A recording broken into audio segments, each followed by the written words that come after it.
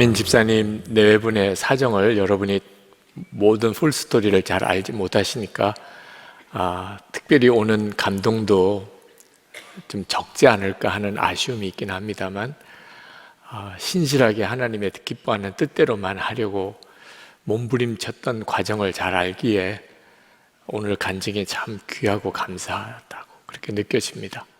지난 주간에 일간신문의 어느 종교 담당 기자가 오셔서 부활절 메시지에 대한 인터뷰를 하셨어요. 그때 인터뷰 내용이 쭉 진행이 되고 마지막에 질문을 하시더라고요. 예수님을 믿지 않는 사람들은 예수님이 부활하셨다는 사실을 정말 믿기 어렵습니다. 이 세상 사람들에게 예수님 부활하셨다는 것을 어떻게 설명하시겠습니까? 그런 질문을 저에게 주었습니다. 저는 이 질문이 지금 현재 우리 교회와 또 그리스도인들에게 주는 도전이라고 생각합니다. 세상 사람들에게 예수님이 부활하셨다는 것을 어떻게 설명할 것인가? 여러분, 예수님이 부활하셨다는 것을 우리는 믿고 오늘 부활절 예배를 이렇게 참 감격스럽게 드리지만 대단히 위험한 일이기도 해요. 예수님이 부활하셨다고 하는 사실을 믿는 것은 우리 기독교가 유일한 진실한 종교다, 그렇게 되든지 아니면 거대한 사기꾼 집단이다, 그렇게 되든지 둘 중에 하나입니다. 그러니까 오늘 우리가 예수님이 부활하셨다고 이렇게 믿고 고백하는 것은 우리에게는 사실 굉장히 심각할 수도 있는 내용이에요. 세상 사람들은 안 믿습니다. 예수님이 부활하셨다는 걸. 아주 안 좋게 생각하는 사람들은 완전히 거짓이라, 거짓 집단이라고 말하고, 좋게 말하는 사람들은 신화일 거다 또는 집단 최면이겠지, 그런 정도쯤 생각합니다. 그래서 성탄절에는 다른 종교도 다 축하해줘요. 근데 부활절은 분위기가 다릅니다. 실제로 예수님이 부활하셨다는 것은 안 믿기가 더 어려워요. 정말 그 진실을 알고 싶어서 예수님의 부활에 대한 기록과 증거들을 쭉 살펴보면 안 믿기가 어렵습니다. 첫 번째는 빈 무덤이에요. 올해 부활절 우리 교회 로비 장식의 컨셉이 빈 무덤입니다. 예수님의 시체가 없다는 거예요. 로마 군인들과 대제사장의 무리들이 어떻게 해서든지 예수님의 시체만 찾았다면 그때 벌써 교회는 끝났습니다. 두 번째는 초대교회 부흥이에요. 유대교, 로마, 그리고 헬라, 철학, 엄청난 세력입니다. 그 사이에서 그들이 다 초대교회, 초기 기독교를 다 말살시키려고 하는 때 어떻게 살아남을 수 있었겠어요? 초대교회 부흥을 뭐라고 설명할 수 있겠어요? 사도들의 순교예요. 그들이 예수님의 부활을 조작했다면 사도들밖에 없겠죠. 그들은 다 순교했어요. 부활의 예수님을 전하는 일로 다 순교했습니다. 자기들이 만든 거짓말로 자기들이 순교할 수 있겠습니까? 또 하나가 증인들이 너무 많았어요. 고린도전서 15장 26절에 보면 예수님의 부활을 본 증인들이 동시에 본 사람은 500명이 넘는다고 그랬습니다. 그들이 고린도전서가 기록될 당시에 반 이상이나 살아 있었습니다. 예수님의 부활을 목격한 증인들이 그렇게 많은데 어떻게 거짓말로 예수님의 부활을 말할 수 있었겠냐는 겁니다. 또 하나가 부활의 첫 증인이 오늘 읽은 성경 본문에 나옵니다. 막달라 마리아예요. 그때 당시에 여성의 증언은 법정에서 효력이 없었습니다. 여자가 증언했다, 그건 법적인 효과가 없었어요. 그 정도의 시대입니다. 그런데 만약에 예수님의 부활을 아주 교묘하게 조작한 내용이었다면 이왕이면 예수님의 부활의 첫 증인을 남자로 기록했겠죠. 그것도 귀신 들렸던 여자. 막달라 마리아가 예수님의 부활의 첫 증인이라고 기록된 것 자체가, 이건 누가 조작을 하면 이건 완전히 바보 같은 일이 되는 거죠. 자, 이처럼 예수님의 부활에 대한 증거는 부인하기가 어려울 만큼 너무나 분명하지만, 실제로 예수님의 부활의 진짜 핵심은 예수님이 부활하셨다는 사실과 함께 예수님의 부활하신 예수님을 만났다는 거예요. 예수님이 부활하신 것을 만났기 때문에 예수님의 부활은 부활 신앙으로 이어집니다. 예수님 이제 부활 승천하시고 난 다음에 초기 기독교를 그 유대교와 로마가 말할 수 없이 핍박을 했습니다. 그들이 생각하기에는 전도자를, 부활을 전하는 자들을 잡아 가두고 죽이면 기독교는 없어질 거라고 생각했어요. 그런데 핍박하면 할수록, 기독교인들을 잡아 가두고 죽이면 죽일수록 초대교회는 더 부흥하는 거예요. 초대교회의 부흥은 사도들이나 전도자들이 이루어낸 게 아닙니다. 예수 그리스도셨어요. 예수 그리스도께서 부활하신 주님이 초대교회를 부흥시키셨던 거예요. 만약에 역사책에 예수님의 부활을 기록했으면 그러면 세상 모든 사람들이 다 믿을 수 있었을 텐데 하는 질문도 있습니다. 실제로 예수님이 부활하시고 난 다음에 빌라도에게 찾아가서 나다 이렇게 한 번만 하셨다면, 그래서 빌라도가 기절했더라 뭐 이렇게만 됐다면 뭐 더 이상 예수님 부활에 대한 논란도 없었지 않았겠는가? 저는 그렇게 생각하지 않습니다.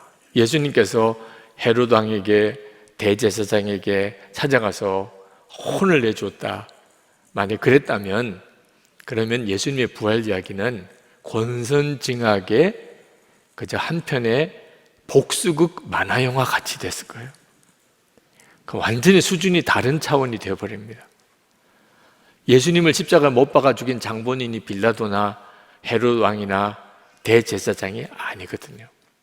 저와 여러분의 온 인류의 죄로 인하여 예수님은 십자가에 죽으셨고, 그리고 부활하신 것은 예수님이 정말 그리스도라는 확증이고, 그리고 죄와 악과 마귀와 거짓이 완전히 꺾어졌다.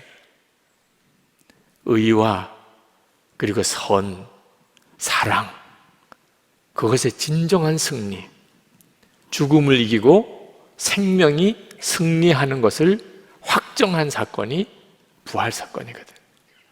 그러니까 예수님께서 굳이 빌라도에게, 헤롯 왕에게 찾아가서 뭐 복수하고 할 여지가 없는 거죠.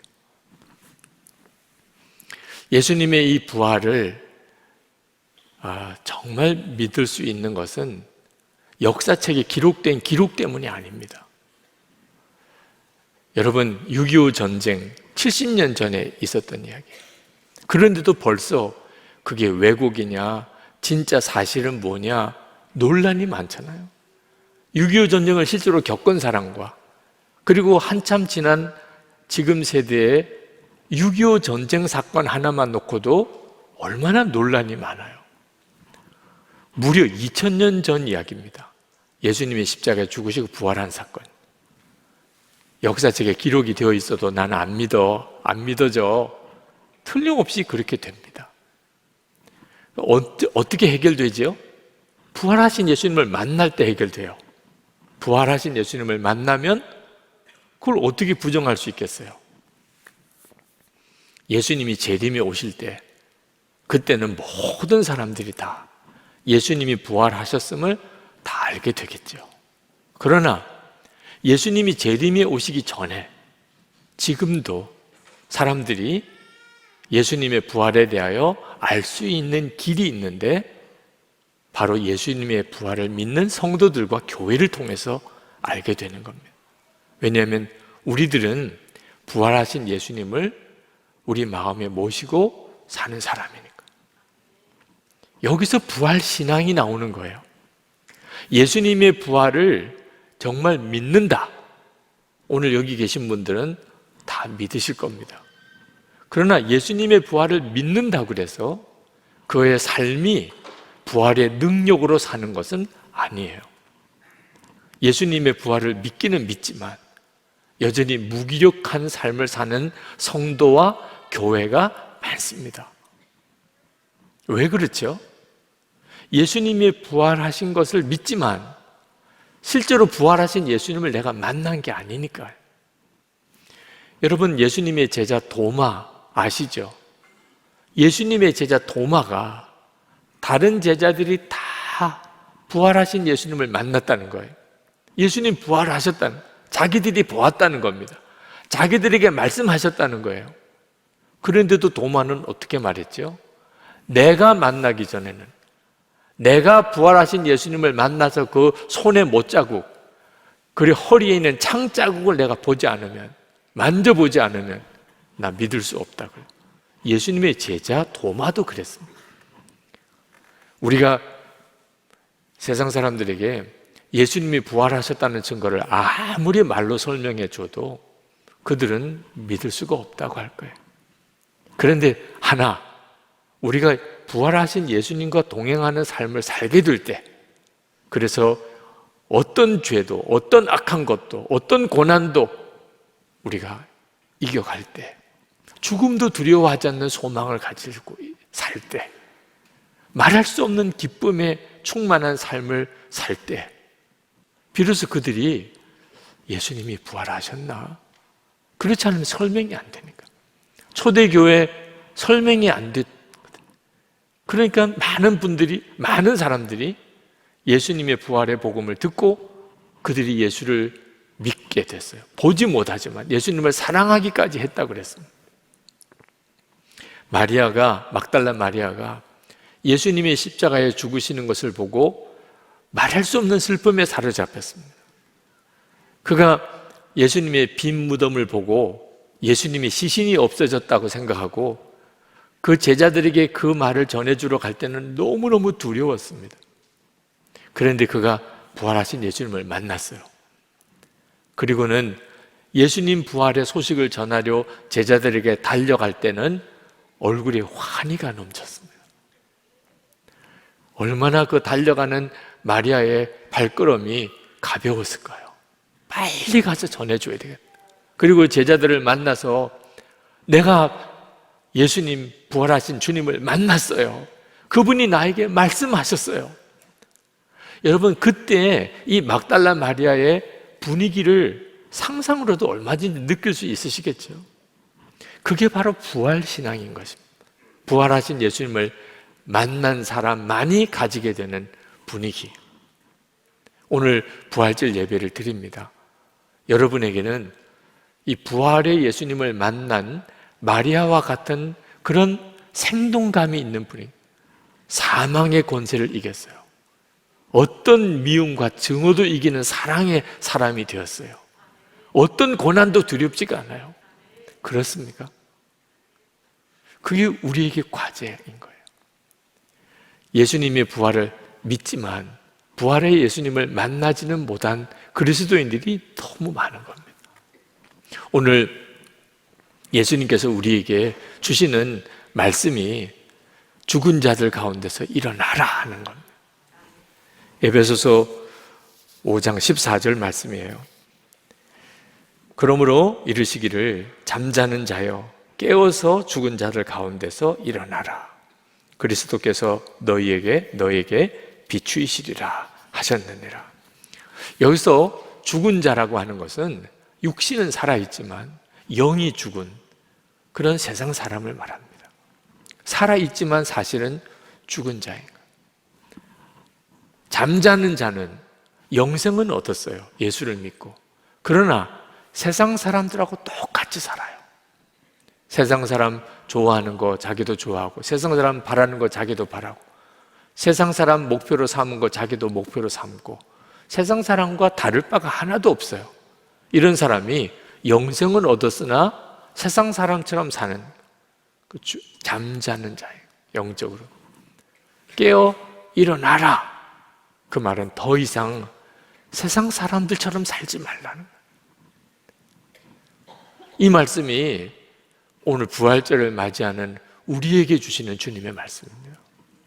예수님의 부활을 믿는다고는 하지만 실제로는 부활하신 예수님을 만나지 못하면 그렇게 돼요. 여러분, 예수님을 믿어도 실제로 살기는 내가 세상 사람하고 똑같이 사는데, 그렇게 생각되시는 분들은 영적으로 어떤 상태인지를 정확히 알아야 합니다. 시체 더미에 거기서 누워서 자고 있는 거예요. 화들짝 놀랄 일이죠. 아니, 깨어보니까는 사방이 시체예요. 내가 여기서 자고 있었어? 영적인 눈이 뜨이지 않으니까 아무렇지도 않게 살아가는 거죠. 실제로는 아주 끔찍한 일인 거예요. 왜 그렇게 사는 거죠? 부활하신 주님을 만나는 눈이 뜨이지 않은 겁니다.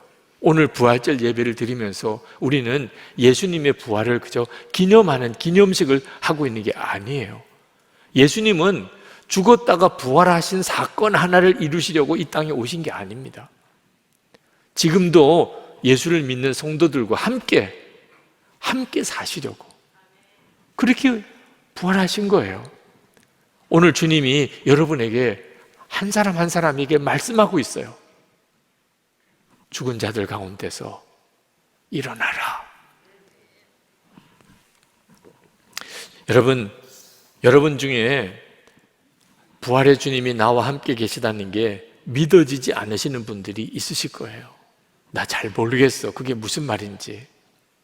여러분, 오늘 교회 오시는 과정에서 아마 많은 사람들을 만났을 겁니다. 차를 타고 오든 또는 지하철을 타고 오시든 또는 이렇게 걸어서 교회까지 오실 때 많은 분들을 만났을 거예요. 근데 그 만난 사람들을 기억하시나요? 그냥 스쳐만 지나갔지 지금 전혀 기억이 안 나실 겁니다.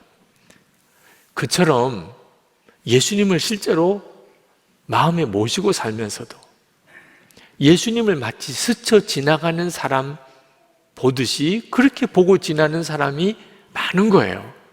그러니까 예수님이 살아계신 부활의 주님으로 나와 함께 계시다는 것을 나는 믿지 못하겠어, 이런 말이 나오는 거예요. 마음이 없는 거예요. 예수님에게 마음이 없는 거예요. 예수님에게 마음이 있는지 없는지는 시간 쓰는 거 보면 알아요. 돈 쓰는 거 보면 알아요. 여러분이 주로 어디다 시간 쓰는지, 여러분 돈을 어디다가 쓰는지 거기에 여러분의 마음이 가 있는 겁니다. 마음이 예수님께 있지 않으면 부활하신 주님이 여러분과 함께 계셔도 여러분은 전혀 주님이 같이 계신 것 자체를 모르고 살아요. 막달라 마리아가 예수님의 부활의 첫 증인이 된 것은 예수님에 대한 마음이 특별했기 때문입니다.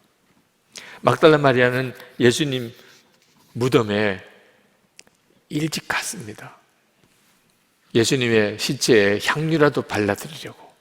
부활하셨을 거라고는 전혀 생각도 못하고 있었죠. 근데 예수님이 시신이 무덤에 없는 것을 보았어요. 막 기절하는지 하듯이 놀랐죠. 그리고는 제자들에게 달려가서 예수님의 시신이 없다, 그 사실을 알렸습니다. 근데 그 말을 들은 제자들은 이 막달라 마리아의 말을 귀담아 듣지도 않았습니다. 전에 귀신 들렸던 여자가 이제 다시 제정신이 아닌가 보다, 예수님의 시신을 누가 가져갔겠어, 이렇게 반응했습니다. 그러나 베드로와 요한은 그래? 그리고는 이 두 제자만은 예수님의 무덤으로 달려와 보았어요. 예수님의 시신이 없는 거예요. 정말 예수님을 쌌던 수의는 잘 개켜져 있고 머리를 쌌던 수건도 잘 개켜져 있고 무덤은 비어 있어요. 너무 기이하게 여겼어요. 예수님이 부활하셨나 봐. 그렇게 생각할 만도 한데 전혀 그 점에 대해서는 생각이 없었습니다. 이거 무슨 일이지? 그러고는 베드로와 요한이 다시 내려갔습니다. 막달라 마리아는 내려갈 수가 없었어요. 예수님을 포기할 수가 없었어요. 도대체 예수님의 시신이 어디 있는지 모르지만 그냥 갈 수가 없다니까요. 그래서 무덤 밖에서 그냥 울고 있었던 거예요. 그렇다고 자기가 뭘 할 수 있는 것도 없고 마음이 달랐던 겁니다. 예수님에 대한 마음이 막달라 마리아는 다른 제자들과도 또 달랐어요. 그래서 부활하신 예수님을 처음 만나는 증인이 된 겁니다. 여러분 중에 나는 예수님 정말 나와 함께 계신 거 모르겠어. 진짜 나와 같이 계시다고? 내 안에 계시다고? 그러신 분들은 정말 여러분의 마음을 한번 점검해 보세요. 예수 그리스도 그분을 향한 내 마음이 어느 정도인가? 듣기는 많이 들으셨잖아요. 예수님은 내 마음에 계시다. 그거 아니면 사실 오늘 이렇게 여러분이 교회에 나오시고 예배 드리는 것도 설명이 안 됩니다. 그렇다면 만나야 하잖아요. 그냥 내 안에 계시겠지 이렇게만 하고 넘길 문제가 아니잖아요. 그냥 적당히 넘길 문제가 따로 있지. 예수님이 내 안에 계시다. 이거보다 놀라운 일이 어디 있어요? 그 주님을 만나려고 여러분이 여러분의 삶의 우선순위를 드리는, 이거 해결되지 않으면 난 다른 것 못하겠어. 그런 간절함. 여러분이 정말 그렇게 주님을 찾고 찾으시면 반드시 여러분은 주님을 만나는 눈이 뜨입니다. 그걸 인격적으로 주님을 만난다고 하는 거예요. 나와 같이 계시구나. 제가 그 신문 기자와 인터뷰를 하면서 부활을 어떻게 믿으라고 하는가? 일반 사람들에게 어떻게 예수님의 부활을 믿으라고 할까? 제 안에 계십니다. 제가 다른 설명 드릴 것도 없이 예수님 부활하신 주님은 제 안에 계십니다. 그렇게 대답은 드렸는데 그분은 시원하게 답이 아니신 것 같아요. 진감인가 그런 생각도 하시는 것 같아요. 물론 뭐 예의를 차리시니까 아 그러세요 이렇게 말씀을 했지만 제가 생각하기에도 뭐 이분이 그렇군요 이렇게 반응을 안 하시는 것 같더라고요. 마음이 답답했습니다. 제 안에 분명히 주님이 계신데 이걸 어떻게 사람들에게 전해줄 수 있을까? 어제 설교 준비 이제 마무리하면서 예배당에 내려와서 기도하려고 내려와서 이 강단에 있는 십자가를 보는데 아마 갑자기 뭐라고 설명이 안 되는 애통함이 터져 나오더라고요. 아마 제 마음속에 그 인터뷰한 다음에 계속해서 예수님을 증거하고 싶은데 분명히 나와 함께 계신데 사람들은 모르겠다 그래요. 예수님을 믿지 못하겠다 그래요. 저 자신이 너무 무능하게 느껴지더라고요. 너무 초라한 거예요. 내가 예수님의 증인이 어떻게 하면 될 수 있을까? 그런데 주님, 저는 아무것도 할 수가 없습니다. 제 마음속에는 주님 좀 더 강하게 역사해 주시면 어떨까요? 뭐 그런 마음도 있었습니다. 물이 포도주가 된다든지 오병이어의 기적이 일어난다든지 그러면 와 정말 예수님이 당신과 함께 계시군요. 그럴 수 있지 않을까 이런 생각도 들더라고요. 저 자신의 무기력함, 너무 답답함이 정말 말할 수 없이 저를 애통하게 했어요. 그러나 그때 제 마음에 확 그런 느낌이 오더라고요. 진짜 기적은 물이 뭐 포도주가 되거나 오병이의 기적이 일어나거나 그런 게 아니잖아. 예수님이 내 마음에 계시면 그게 진짜 기적이지. 주님의 뜻이라면 지금도 오병이의 기적은 일어나고 물이 포도주가 되는 역사도 일어납니다. 선교지에서 사역하시는 분들 간증을 들어보면 정말 놀라운 일들이 지금도 일어나요. 주님이 그렇게 하시기를 원하시면 얼마든지 일어나죠. 그러나 그런 기적보다 더 큰 기적이 주님이 너무나 분명히 제 안에 계신데, 주님, 뭐가 느껴지지 않아도, 아무것도 보이지 않는 것 같아도 저는 예수님께서 지금도 저와 함께 계십니다, 증거할 겁니다. 그렇게 정말 눈물로 고백했어요. 주님, 저는 주님 앞에 갈 때까지 부활의 주님은 지금 우리와 같이 계십니다, 증거할 겁니다. 그리고 일어나는데 그때 그 애통하며 간절했던 그 눈물의 기도가 그게 주님의 역사인 것, 그게 다 깨달아지더라고요. 주님의 역사였구나. 주님이 아니시면 그 자체도 설명이 안 되잖아요. 충분합니다, 주님. 여러분, 지금 여러분 안에 계신 예수님, 여러분이 그 주님을 만나는 눈이 열리는 것은 정말 한순간에 되는 일이에요. 여러분은 이따금 그런 생각 하실 거예요. 부활의 주님이 나와 함께 계시다면 내 삶에 무슨 엄청난 기적이 좀 일어나야 되잖아. 그러면 내가 믿겠어. 근데 여러분, 진짜 기적이 뭐예요? 정말 여러분에게 일어날 가장 놀라운 기적이 뭐냐 말입니다. 우리 안에 계시는 부활의 주님이 그 엄청나고 놀라운 기적을 지금도 행하고 계세요. 죽은 자가 영생을 얻어 생명을 얻어 구원받는 역사. 여러분, 이거는요, 육신이 죽은 자가 산 것과 비교가 안 되는 기적이에요. 그 기적이 지금도 일어나고 있잖아요. 죄의 종로도 하던 사람이 이제는 성령의 열매를 맺는 사람이 돼요.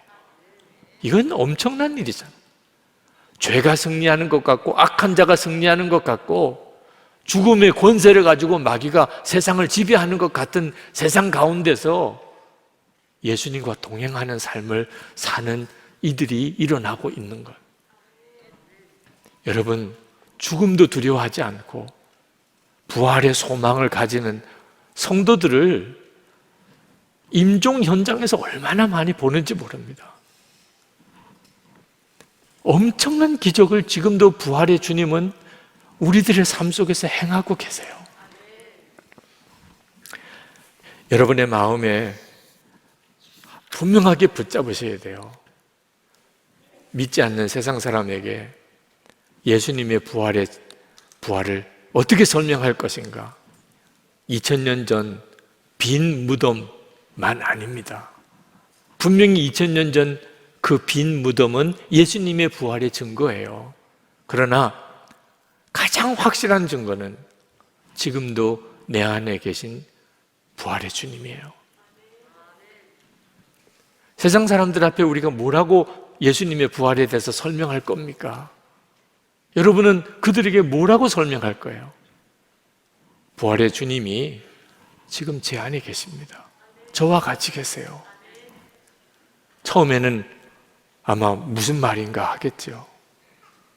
그러면서 여러분의 삶에 증거가 나타나는 것을 주목하게 될 겁니다. 죽은 자들 가운데 일어나라.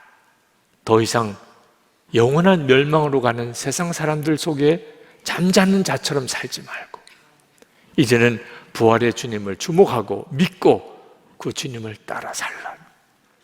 오늘 부활주일에 주님이 여러분에게 주시는 그 메시지를 붙잡고 생명의 주, 부활의 주, 주님 바라보는 눈을 뜨시기를 축복합니다. 우리 부활 찬송을 한번 같이 부르시겠습니다. 다 일어나셔서 그 대신에 여러분의 마음에 주님, 제가 저와 함께 계시는 부활의 주님을 증거하는 자가 되기를 원합니다. 그저 예수님의 부활을 아는 것으로 그치지 않고 부활의 주님이 내 안에 계세요. 누구에게든지 난 담대하게 그렇게 전하는 자로 그렇게 살고 싶습니다. 그렇게 저를 만나주시고 제 삶을 인도해 주옵소서. 그런 마음으로 우리 찬양하겠습니다.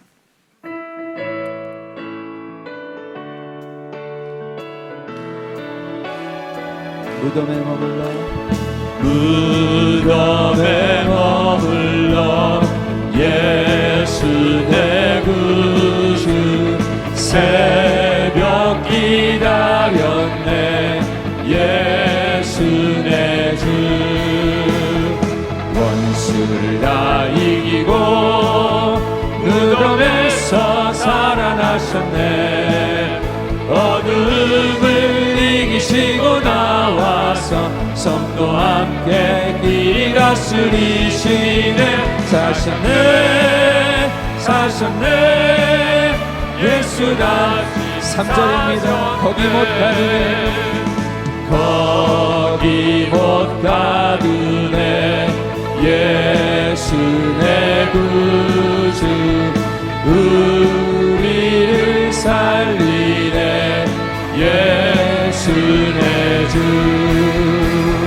원수를 다 이기고 무덤에서 살아나셨네 어둠을 이기시고 나와서 성도 함께 길 다스리시네 사셨네 사셨네 예수 다시 사셨네 살아계신 주 살아계신 주 나의 참된 소망 걱정 근심 전혀 없네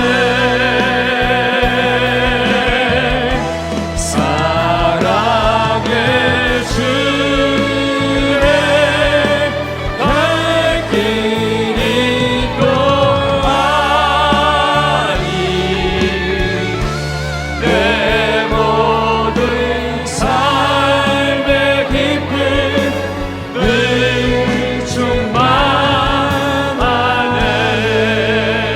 충만하네 부활의 증인으로 살게 해주셔서 부활의 주님과 동행하는 삶을 살면서 부활신앙으로 살게 해주셔서 우리 다 같이 기도하겠습니다.